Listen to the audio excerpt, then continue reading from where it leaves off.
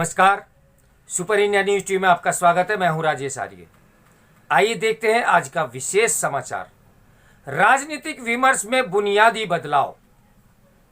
अब कोई राजनीतिक दल हिंदू विरोधी एजेंडे पर चलने की सोच भी नहीं सकता। पिछले 7 वर्षों के दौरान देश में आया एक बड़ा परिवर्तन। 7 साल, सिर्फ 7 साल में ही विमर्श ही नहीं, पहनावा और भाषा भी बदल गई। प्रधानमंत्री नरेंद्र मोदी ने तो हिंदू राष्ट्र की बात भी नहीं की, मगर गोल टोपी को तमंगे की तरह पहनने वालों के सपने में भगवान श्री कृष्ण आने लगे। रोजा इफ्तार की दावत भूलकर जनेऊ पहनकर मंदिर जाने लगे। देश के संसाधनों पर मुसलमानों का पहला हक बताने वाली पार्टी के नेता हिंदू और हिंदुत्व की बात करने लगे। जिस मुस्लिम पर्सनल लॉ बोर्ड की बात कभी सरकारों के लिए हुक्मनामा हुआ करती थी, अब नक्कार खाने में तूती की आवाज बनकर रह गई है। यह सब तब हुआ जब कोरोना ने बहुत सारे काम रोक भी दिए हैं। 5 राज्यों में विधानसभा चुनाव की घोषणा किसी भी दिन हो सकती है। सारे योद्धा भी मैदान में हैं, मगर ऐसा लगता है कि सब एक ही पक्ष की ओर से खेल रहे हैं। भारतीय जनता पार्टी की भाषा और मुद्दों को हाशिए पर धकेलने की कोशिश करने वालों ने खुद ही उसे मुख्य धारा में शामिल कर दिया है। भाजपा जो कहती थी वह अब न्यू नॉर्मल। उधर उत्तर प्रदेश के मुख्यमंत्री योगी आदित्यनाथ ने पार्टी की बंद कमरे में बैठक नहीं ली।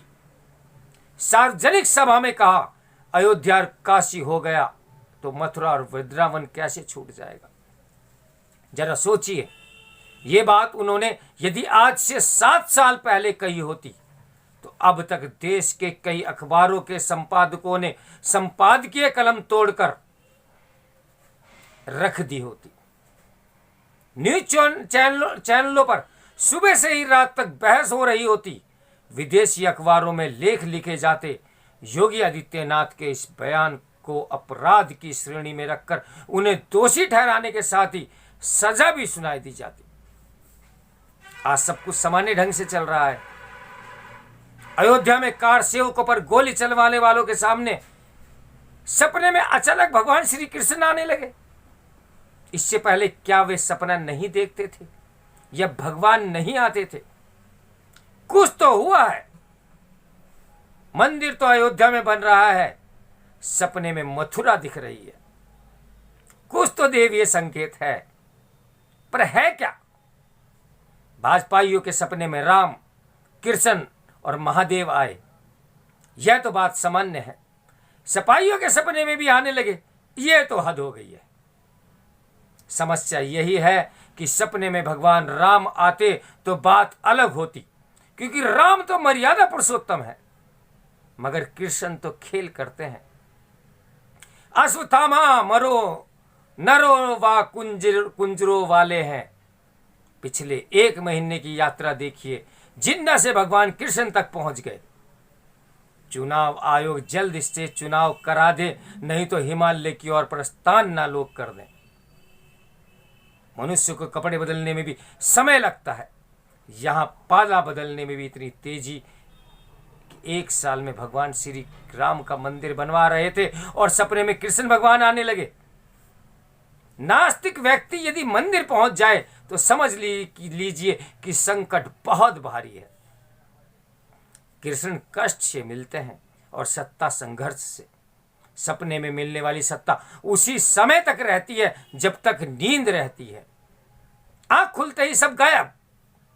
इसलिए ज्यादातर सपने सोकर उठने के बाद याद नहीं रहते। जो याद रह जाते हैं वे बहुत कष्ट देते हैं। जैसे मुस्लिम पर्सनल लॉ बोर्ड को ही देख लीजिए, कभी इनके कहने से सुप्रीम कोर्ट के फैसले पलट दिए जाते थे। बेचारे 3 तलाक पर मॉडल निकाहनामा लेकर दर दर भटकते रहे, कोई देखने को तैयार नहीं हुआ। नागरिकता संशोधन कानून के विरोध में लोगों को सड़क पर उतरवाया, तोड़फोड़ करवाई। नतीजा यह हुआ कि तोड़फोड़ करने वालों को माफी भी मांगनी पड़ी और जुर्माना भी भरना पड़ा। संसद के बजट सत्र में उनके न चाहने पर भी महिलाओं के लिए विवाह की न्यूनतम आयु 21 साल करने का विधेयक पास भी हो जाएगा, यह भी मुस्लिम पर्सनल लॉ यानी शरिया में संशोधन के साथ। बोर्ड के सदस्यों से कोई पूछेगा भी नहीं। सो अब नया मोर्चा खोलने की कोशिश है। कह रहे हैं कि सूर्य नमस्कार से इस्लाम खतरे में पड़ जाएगा। बात यह नहीं है कि नए हुक्मरान नहीं सुन रहे, दर्द यह है कि आम मुसलमान भी नहीं सुन रहे हैं। सूर्य नमस्कार के बहिष्कार की पर्सनल लॉ बोर्ड की अपील को जिस तरीके से मुस्लिम समाज ने अनसुना किया है, वह बोर्ड के कारकुनों के लिए भी बड़ा झटका है।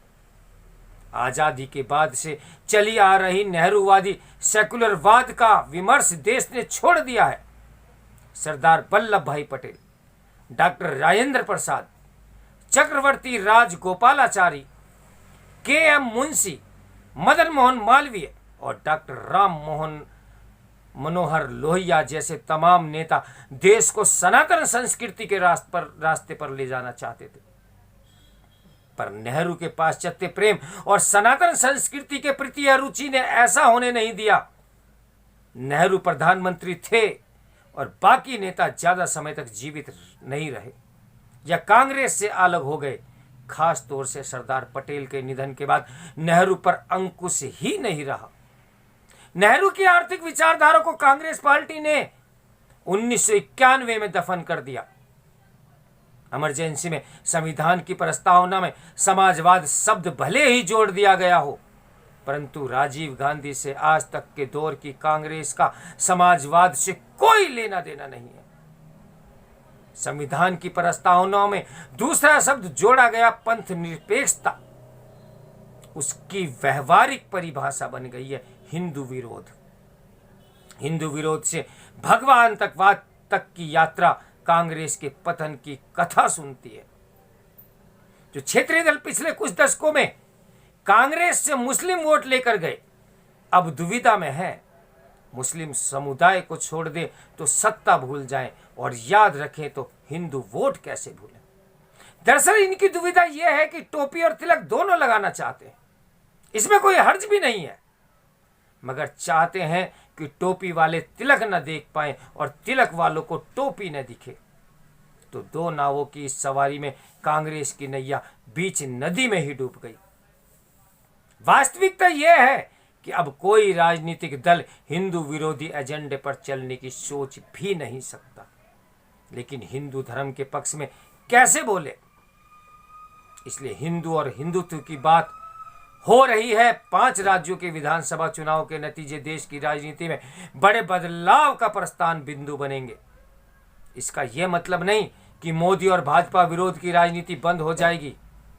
हाँ, उस खेमे में निराशा और हताशा का स्तर और बढ़ जाएगा। इस समाचार के लेखक हैं वरिष्ठ स्तंभकार एवं राजनीतिक विश्लेषक प्रदीप सिंह जी। तो मेरे साथ बने रहिए सुपर इंडिया न्यूज़ टीवी की ब्रेकिंग न्यूज के लिए। नमस्कार, मैं हूं राजेश आर्य।